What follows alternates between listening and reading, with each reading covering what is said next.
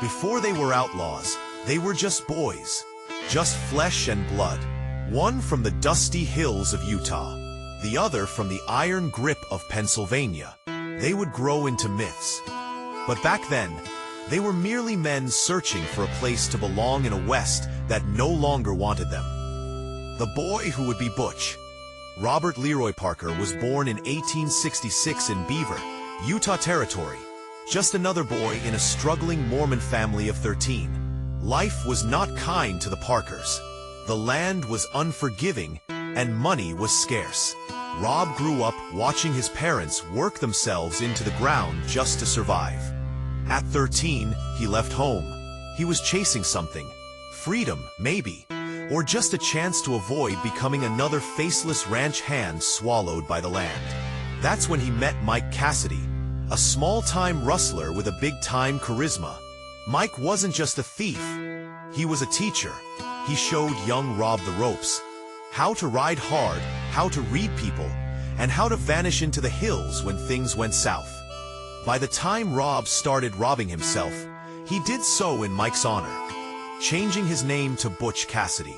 The nickname came from a stint working in a butcher's shop, but the identity?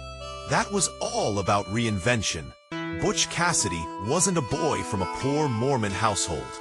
He was an outlaw, charming and calculated, a man who didn't need the world's permission to exist. The making of Sundance. Harry Alonzo Longabaugh came from a very different world. Born in 1867 in Montclair, Pennsylvania.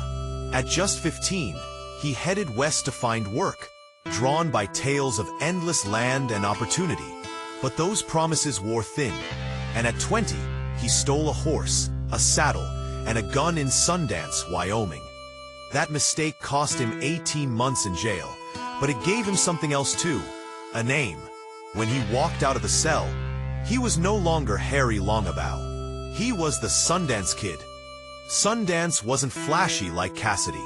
He was quiet, cold-eyed, fast with a gun. Where Butch smiled, Sundance watched. They made a perfect pair. One the strategist, the other the enforcer. And when they met in the 1890s, something clicked. The wild bunch wasn't born yet, but the storm was gathering. In the early 1890s, Butch Cassidy pulled off his first real bank job in Telluride, Colorado. He and his partners made off with around $21,000, a fortune in the Old West. They escaped clean. No bloodshed, no arrests. Cassidy had a rule: don't kill if you don't have to. He believed the law would chase a killer harder than a thief. It was part of his code: be smarter than the law, not meaner. By 1894, he was arrested for horse theft and served 18 months of a 2-year sentence in Wyoming State Prison. But prison didn't break Cassidy. It sharpened him. He watched the way the system worked, its routines, its weaknesses. And when he got out, he began building what would become the most organized gang in Western outlaw history. He started recruiting men he trusted, men with nowhere to go, men who could ride, shoot, and vanish. And then the Wild Bunch forms. The late 1890s were the last breath of the Wild West. The American West was shrinking. Railroads, telegraphs, and Pinkerton detectives were closing in on the wild frontier. Butch Cassidy and the Sundance Kid had already made a name for themselves. But it wasn't until they formed the Wild Bunch that their legend truly ignited. Railroads crisscrossed the land, and banks were heavily guarded. But the wide plains and rugged mountains still offered cover to those who knew them. Cassidy and Sundance joined forces with Harvey Kid Curry, Elsie Lay, Ben Kilpatrick, and Will Carver. These were not kids playing at crime. These were hard men, many with blood already on their hands. Each brought their own brand of ruthlessness, skill, and loyalty to the crew. And then there was Etta Place, the mysterious woman who stayed by Sundance's side. No one knows exactly who she was, teacher, prostitute, nurse, spy. But she became part of the legend, riding south with the outlaws and haunting the footnotes of history. The Wild Bunch was more than just a gang. It was a criminal network. They carved out a hideout they called Hole in the Wall in Wyoming, a red rock canyon with multiple escape routes, stocked with supplies, trusted ranchers nearby, and geography lawmen couldn't navigate. It wasn't just a hideout. It was a fortress. Here, the Wild Bunch could rest, regroup, and plan their next move. And in 1899, they planned their biggest one yet. They called themselves the Wild Bunch, not because they were all wild in behavior, though some of them certainly were, but because they lived outside the order of society. They didn't answer to rules. They answered to survival. The Wild Bunch wasn't just reckless.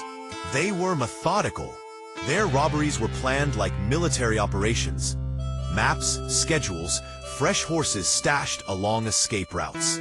Cassidy would study train schedules for weeks. Sundance would practice shooting until his hands bled.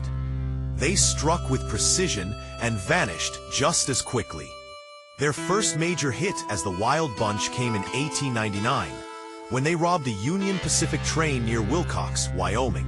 Dressed in long dusters and armed with dynamite, they blew up the express car and the safe. Too much dynamite, actually. The explosion destroyed the safe and almost destroyed the money with it. But they made off with between $30,000 and $60,000. Nearly $2 million today. But it wasn't just about the money. It was the style in which they operated. They cut telegraph lines, held their cool, and executed the heist with military precision. Eyewitnesses said the outlaws were calm, even polite. No one was killed. It was Butch's code. Use brains, not blood. It sent a message. The Wild Bunch had arrived. The robbery triggered a manhunt unlike any before. The Pinkerton National Detective Agency, the most feared private security force in the world, was on the case. Suddenly, the Wild Bunch had a price on their heads and a clock ticking over their freedom. In a world closing in, Butch and Sundance found in each other what they couldn't find anywhere else: trust. Cassidy was the planner, the one who could talk to bankers and ranchers and walk away unnoticed. Sundance was the shadow beside him, the man you never saw coming until it was too late. They weren't just outlaws. They were survivors. They didn't rob for glory.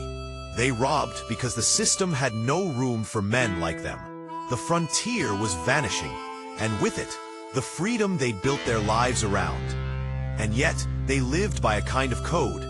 No senseless killing, no betrayals, no regrets. For a while, it worked, but nothing wild can last forever. In July 1899, they robbed another train near Folsom, New Mexico. But this one didn't go as clean. A gunfight broke out. A sheriff was killed. Elsie Lay was wounded and later captured. Then came the Tipton robbery in 1900, another success that pulled in thousands.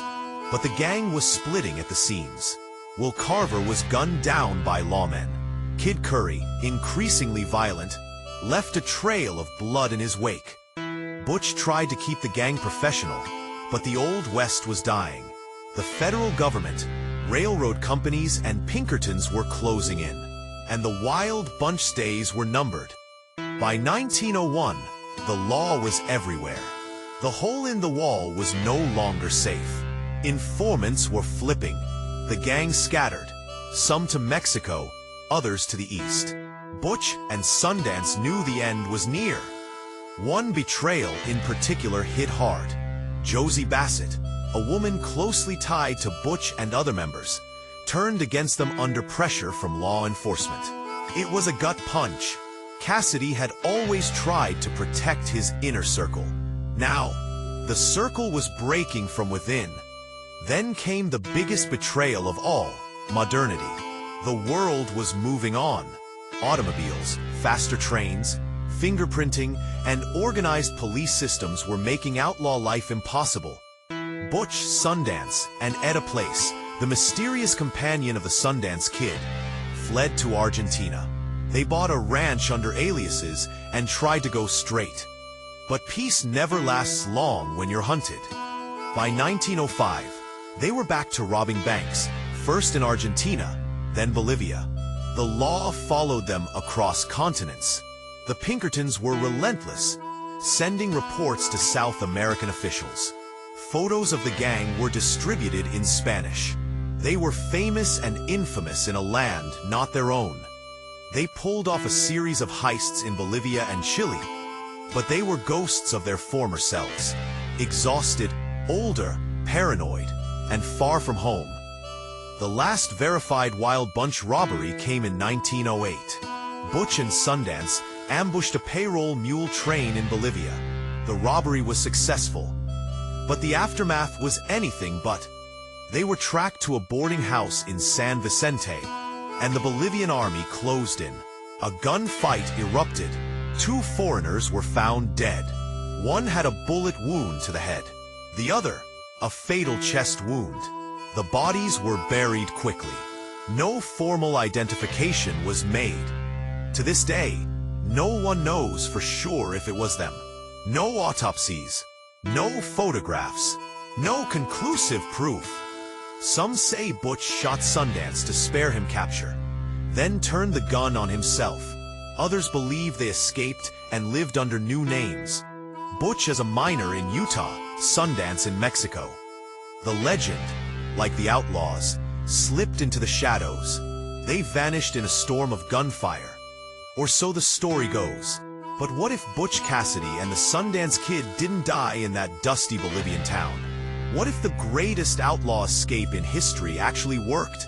In Part 2, we follow the trail of whispers, eyewitness claims, secret letters, and buried identities. From South America to the American West, the mystery only deepens. Did they die heroes or disappear as ghosts? Stay tuned for Part 2. The legend lives on.